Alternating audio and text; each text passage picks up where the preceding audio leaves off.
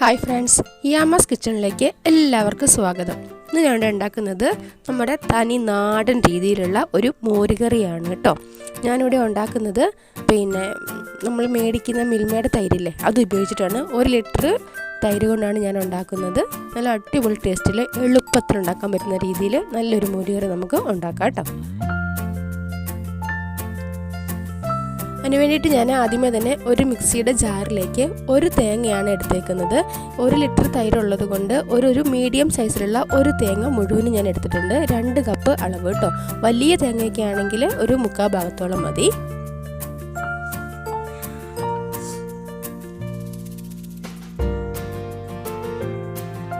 ഇനി അതിലേക്ക് ഒരു 5-8 ചുള വെളുത്തുള്ളി ചേർത്ത് കൊടുക്കുന്നുണ്ട്. ഒരു 1.5 ടീസ്പൂൺ ജീരകം, ചെറിയ ജീരകം ചേർത്ത് കൊടുക്കുന്നുണ്ട്. ഒരു 3/4 ടീസ്പൂൺ മഞ്ഞൾപ്പൊടി ചേർത്ത് കൊടുക്കുന്നുണ്ട്. ഇനി ആവശ്യത്തിന് വെള്ളം, ഇതിന് തേങ്ങയുടെ നഖമൊക്കെ വെള്ളം ഒഴിച്ചിട്ട് നല്ല പേസ്റ്റ് ആയിട്ടൊന്ന് അരച്ചെടുക്കണം കേട്ടോ. ഇനി ഒരു ചീനിച്ചട്ടി അടുപ്പത്തേക്ക് വെച്ചിട്ട് ഞാനൊരു 3-4 ടേബിൾ സ്പൂൺ വെളിച്ചെണ്ണ ഒഴിച്ച് കൊടുക്കുന്നുണ്ട്. അതിലേക്ക് 1 ടീസ്പൂൺ കടുക് ഇട്ട് കൊടുക്കുന്നുണ്ട്. 1 ടീസ്പൂൺ ഉലുവ ഇട്ട് കൊടുക്കുന്നുണ്ട്.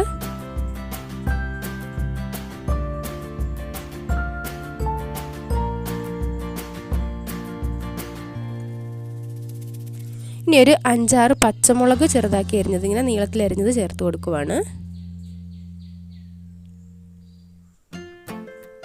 ഒരു ചെറിയ കഷ്ണം ഇഞ്ചി നീളത്തിൽ അരിഞ്ഞ് ചേർത്ത് കൊടുക്കുന്നുണ്ട്. ഒരു സവാള കട്ടി കുറച്ച് അരിഞ്ഞത് ചേർത്ത് കൊടുക്കുന്നുണ്ട് കേട്ടോ.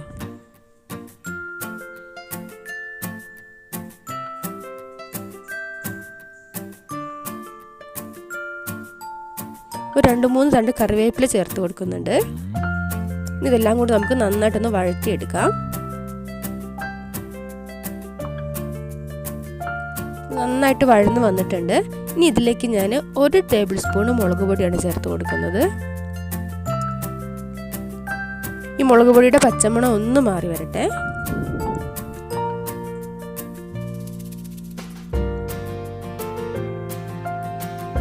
ഇതിലേക്ക് നമ്മൾ അരച്ച് വെച്ചേക്കുന്ന ആ തേങ്ങയുടെ പേസ്റ്റില്ലേ, അതങ്ങോട്ട് ഇട്ട് കൊടുക്കുവാണ്. അതിനുശേഷം അത് നന്നായിട്ട് വടിച്ച് ഇട്ട് കൊടുത്തിട്ട് ആവശ്യത്തിന് വെള്ളം കൂടി ചേർത്ത് കൊടുക്കണം. നമ്മൾ മേടിക്കുന്ന തൈരായതുകൊണ്ട് അതിങ്ങനെ കട്ടി കൂടി വരും.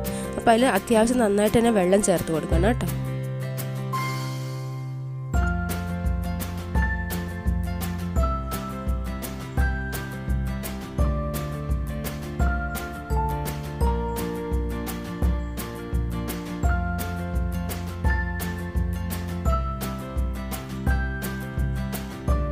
ഇനി ഇത് നന്നായിട്ടൊന്ന് തിളയ്ക്കട്ടെ.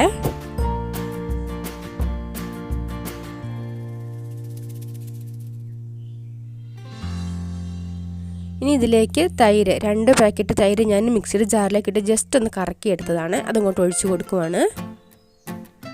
ഇനി നന്നായിട്ടൊന്ന് ഇളക്കി കൊടുക്കണം.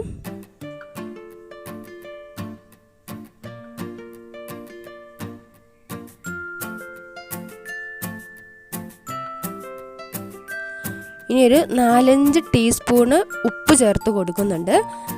ആവശ്യത്തിന് ഉപ്പ് നോക്കിയിട്ട് മോരിൻ്റെ പുളി അനുസരിച്ചിട്ട് വേണം ഉപ്പ് ചേർത്ത് കൊടുക്കാൻ കേട്ടോ. ഇനി ഇതിങ്ങനെ ഇളക്കി കൊടുത്തോണ്ടിരിക്കണം കേട്ടോ. കൈവിടാതെ ഇളക്കൊന്നുമില്ല, എന്നാലും ഇടയ്ക്കിടയ്ക്ക് ഒന്ന് ഇളക്കി കൊടുത്തോണ്ടിരിക്കണം.